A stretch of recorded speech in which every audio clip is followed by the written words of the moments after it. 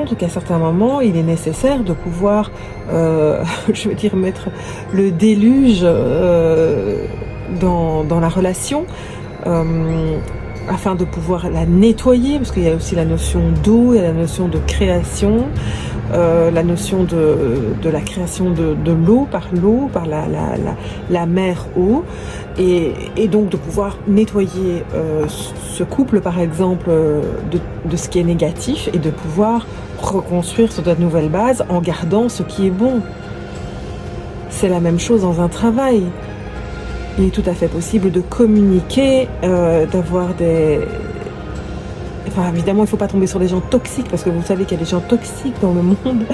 Vous pouvez très bien tomber sur un chef ou une chef ou un conjoint abusif, donc qui ne respecte pas effectivement ces fameuses limites et qui ne va pas respecter même ce nouveau contrat. Donc vous aurez beau faire de nouveaux contrats avec ces personnes, eh bien vous n'arriverez jamais. Il y a des personnes qui ne changent pas. Donc on a beau faire le déluge, on a beau avoir un conflit important, on a beau essayer de remettre dans la médiation, de discuter, etc.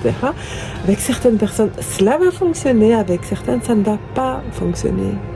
Donc la carte d'Ishtar qui nous dit « mettez-vous vos limites et aimez-vous suffisamment », ça ne veut pas dire qu'il faut pas être flex, ça veut dire qu'il faut simplement à un moment savoir dire stop, savoir dire non. Parce que voilà, on a essayé, on a vraiment de toute bonne foi tenté de recommencer l'aventure, mais ça n'a pas fonctionné.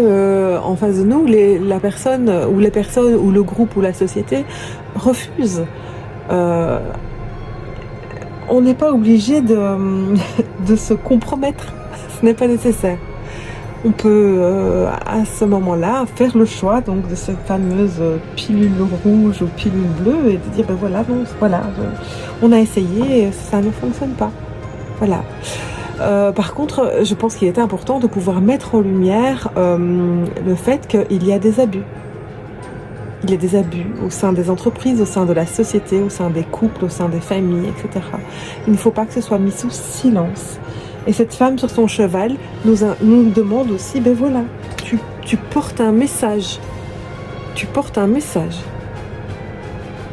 Il est important que tu le portes par ta voix, même par ta paix, par ta bienveillance, mais ne te tais pas. Tu as un message à transmettre.